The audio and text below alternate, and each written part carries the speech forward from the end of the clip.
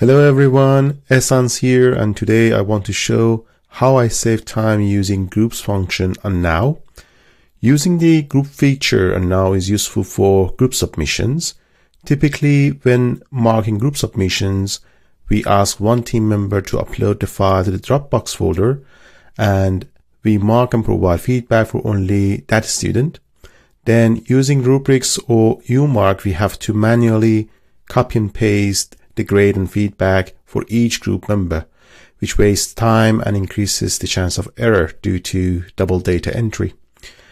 We want to streamline this process by using a feature already available now. We need now to recognize the teams so that only one student submits the work on behalf of the group in the Dropbox folder. And when grading with rubrics, instead of student names, we want to see group names. This way we can mark the group submission and provide feedback that will automatically be visible to all group members, eliminating the need to copy and paste grades and feedback. Let me show you the end product first. So this is my learning room last year. And as you can see, it's a final submission, sub-element 2, project development portfolio. And in this folder, you can see that instead of names, I have group names. So usually we should see student names here, but they are not here anymore. Instead of student names, I have group names. And you can see the student name who submitted this work here in this column, and I just blur them for GDPR issues. So this is what we want to have. And when you click on this work, right, you just mark one of them and you give them the grades and provide feedback, and all team members will be able to see the grades and feedback when you finish. So how can we do this? I have previously developed a written guide on this topic that you can follow step by step. However, I thought it would also be helpful to create a video to quickly show how it works, and as I need to do this for my module assessment anyway. If you want to have a copy of this guide, please let me know. Just drop me an email. I can send you the recent version quickly. Let's kick off. This is my learning room, and I need to click on the edit room.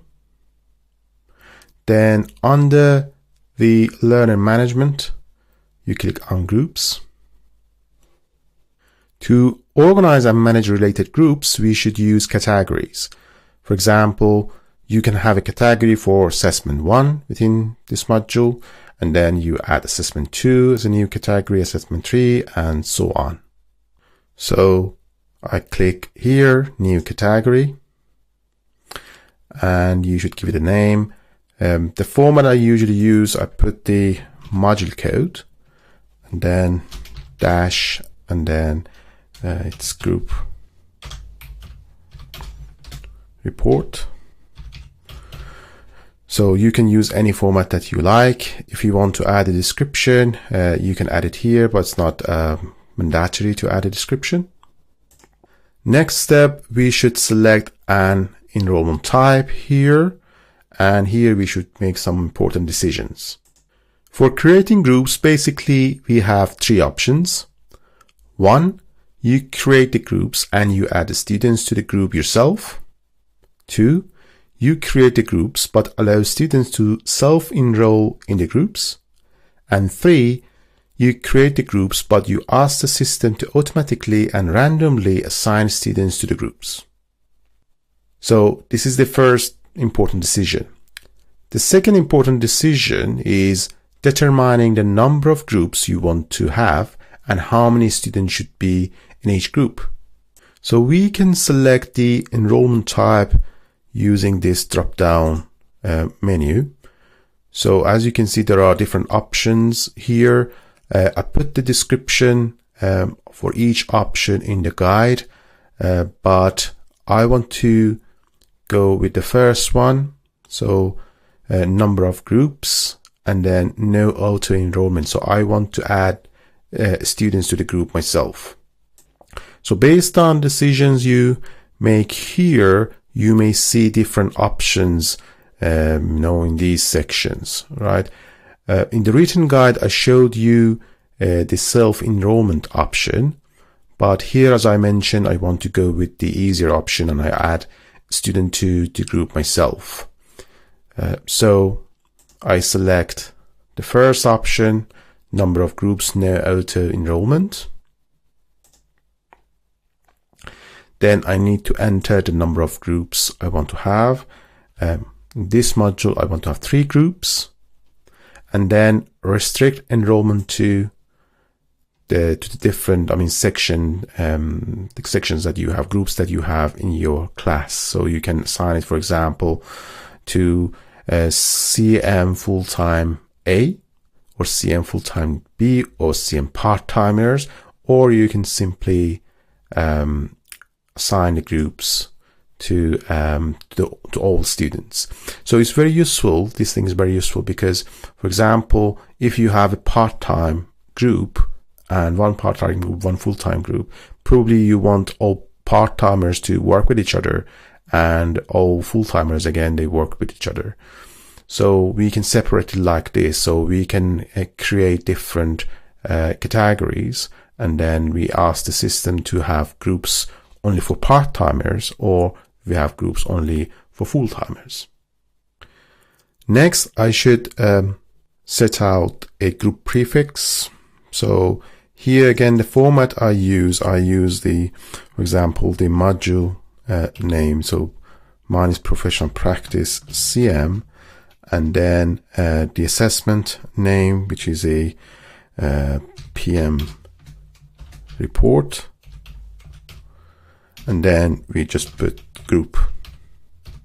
So what it does, when you create the groups, you can see these things. So the first one would be PPCM PM report group 1, then PPCM PM report group 2, group 3, and so on.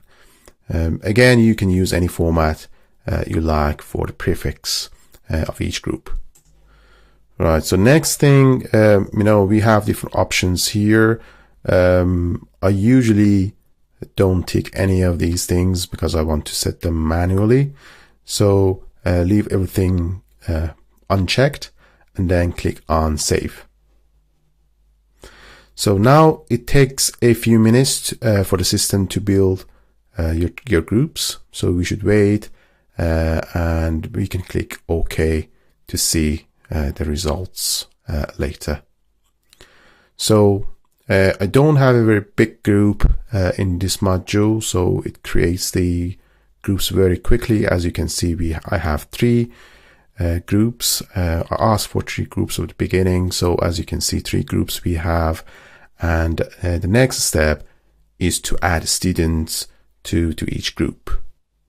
As I mentioned before, I want to add student name manually to each group.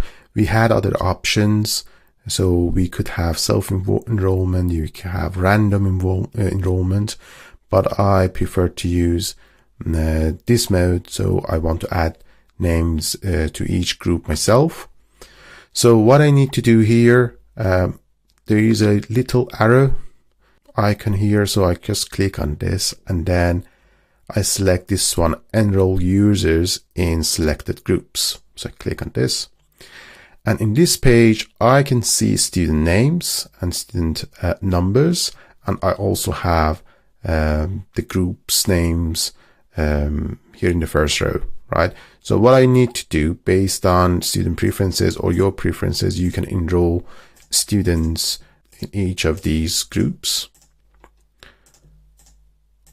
So you make sure that you select all students, you assign students to different groups, and then you can click on save. And now you can see I have 14 students, for example, in this module, and 5 of them are assigned in group 1, 5 in group 2, and 4 are assigned to group 3. Okay, so all the groups are built now. The next step is to deploy these groups into the Dropbox folder, right? So what I need to do, I just click on Dropbox. As you can see, I've built some folders here, but for just testing new groups, I create a new one. So you do all the settings that you know how to do for your assessment submissions. So we add a name, grades, talk about it later, other videos, so due dates and all of these settings, you know how to do it. So availability, start date, end date, whatever, you can set these things as you know. But under submission and completion, you have now two options. So individual group Dropbox, and group Dropbox. So I select group Dropbox, and then I select the category that I defined before. So this is the module code, and this is the assessment name. So it's, because I have only one category, it was automatically set on this one. But if you have, for example, 3 assessment, you may see 3 of these categories, and you should select the right one. So this one is done, and other things that you should do, you just set all other options and features. You activate the Turnitin for this Dropbox. You add rubrics if you like, and then when you've done all of these things, you can select save and close. So let me just call this test, and then save and close. All right, so this is the new Dropbox that I created. So if you click on that, upon receiving submissions from students, you can see their work here. But as you can see, instead of student names, we have group names here, which makes life easier because we just grade one of them, and the grades and feedback will be sent to all automatically. So yeah, I hope you enjoy this video. If you have any feedback or comment, please send it over to my email.